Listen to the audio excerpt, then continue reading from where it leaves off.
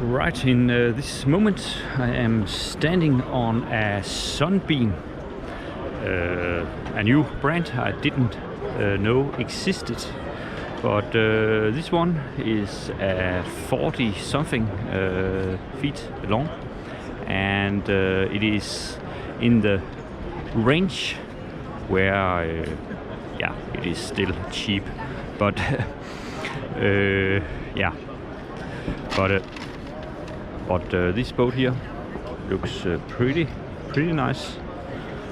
I am of course always looking at the quality of everything here. Und das ist ungesetzlich, das ist total ungesetzlich. Das sind ja außereuropäische Anbieter. The Sunbeam 40.1.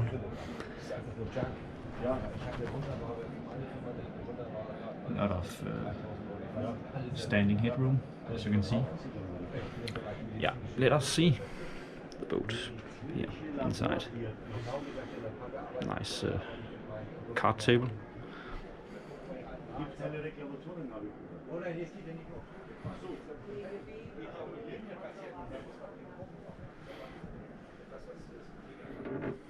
Yeah.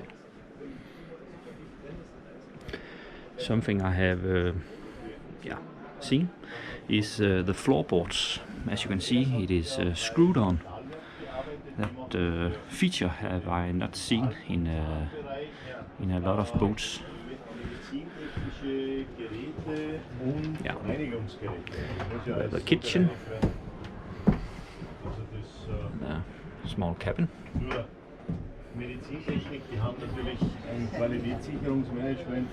Here there is another room with a sink, and then we have another cabin in here.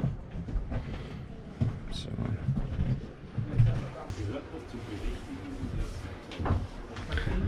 in here there is a small shower.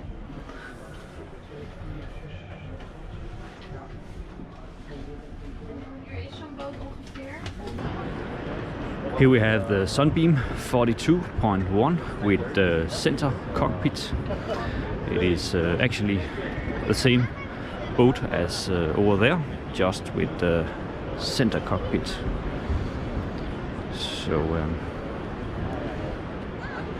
pretty nice.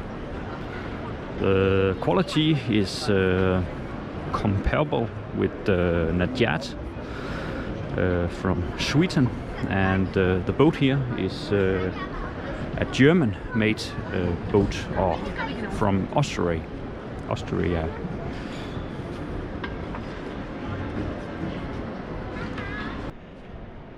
I'm now inside the Sunbeam 42, and it is actually a pretty cool sailboat.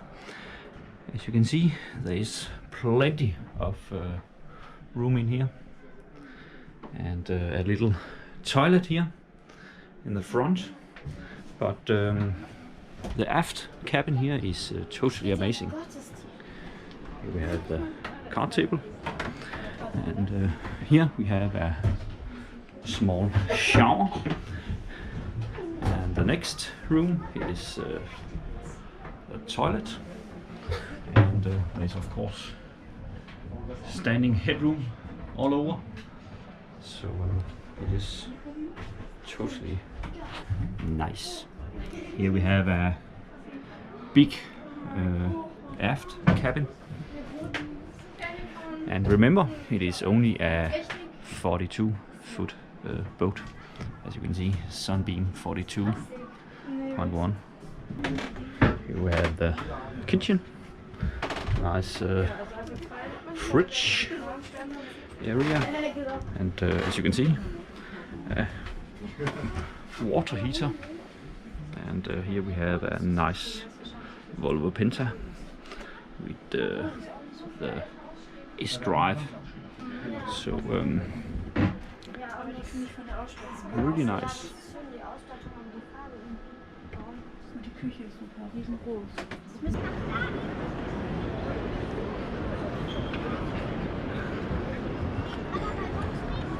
As you can see, the difference between yeah, normal and then we have the center cockpit here.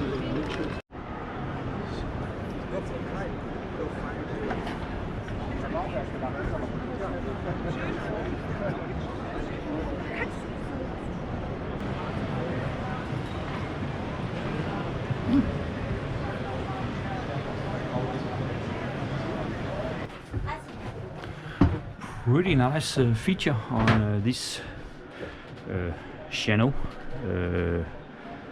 49. As you can see, you have the front cabin here, and yeah, back in here we have a sink with a small window, and then we have a shower here. Yeah, it is closed. But a nice shower here.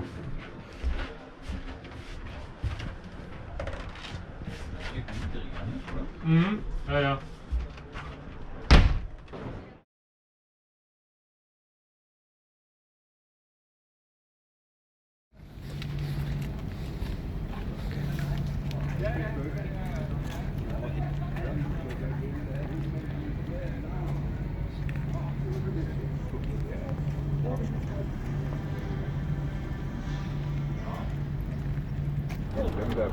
Så alt I kan se her på venstre side, det er solgt.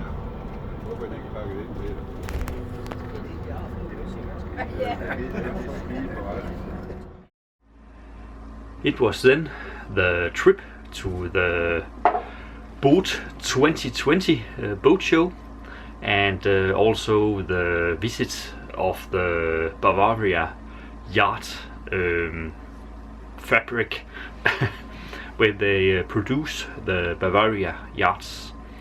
But yeah, something I saw on the yacht was that the way they built the boat. On the Bavaria Yacht, they of course have a mold where you spray on some gel coat, and then when the gel coat is dry, then you lay up some fiberglass. But in the outer layer, the Bavaria Yacht is using something called vinyl ester, which means it is a hybrid between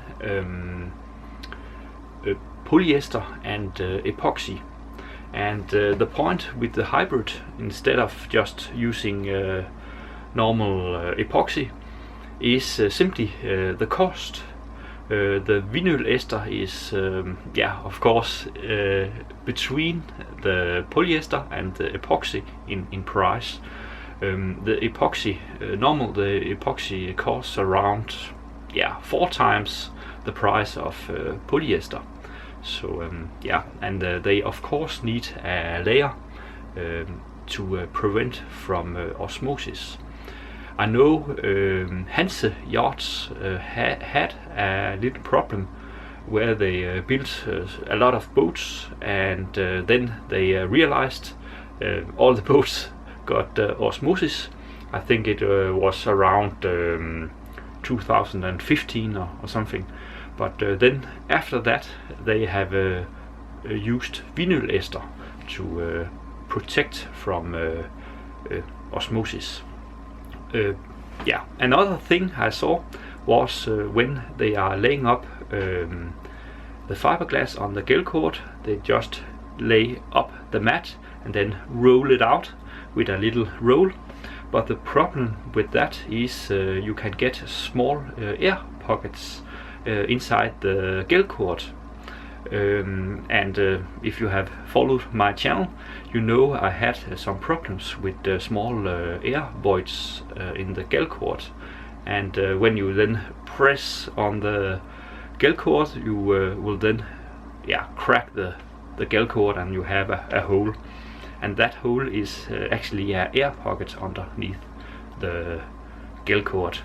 But if you buy a Beneteau or many other boats is using something called vacuum infusion, which means they spray on the gel coat, then they lay up some fiberglass, and then they cover the whole thing in plastic, and then creates a vacuum, and then they they suck up some polyester and let it suck into the fiberglass, and on that way they totally remove any air pockets underneath the gel coat. So if you want to buy a boat without any fiberglass or gel coat damage or air pockets, you must buy a Beneteau. I don't know if there's other boats that also uses this vacuum infusion, but I think it is maybe slightly more expensive, and therefore Bavaria has chosen not to use this vacuum infusion.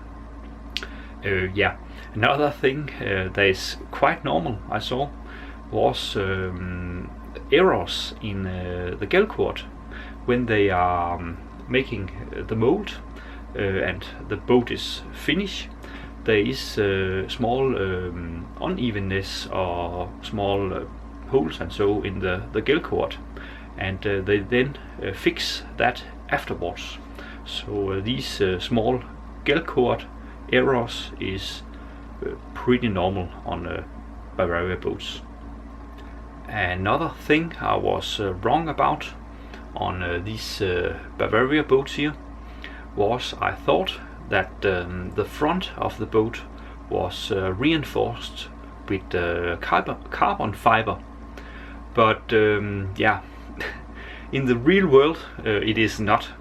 The only thing that is extra thick up there is when you put on the layers of fiberglass, you put each layer over each other, and you then create as a slightly thicker front, but there is actually no carbon fiber.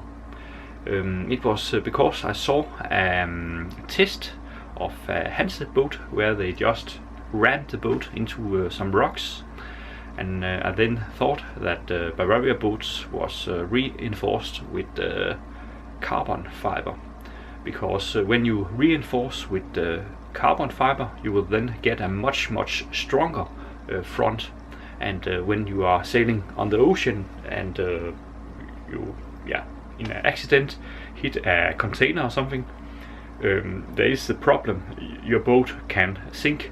But if you use carbon fiber, you will then get a much stronger front of the boat. One of my questions regarding the Bavaria boats was why they have switched from Volvo Penta to Yanmar, and the easy answer to that is simply they have got a better deal at Yanmar, so they can get some cheaper engines. And regarding the Yanmar engine, they say it is more economical, which means it doesn't use so much fuel, and the other thing is it is more simply built than Volvo Penta. So in that way it is totally okay. But I am of course curious to see what happens in the future with these Yanmar engines, if it is a good choice or if it is a bad choice. So I hope you have enjoyed, and I will see you next time. Bye.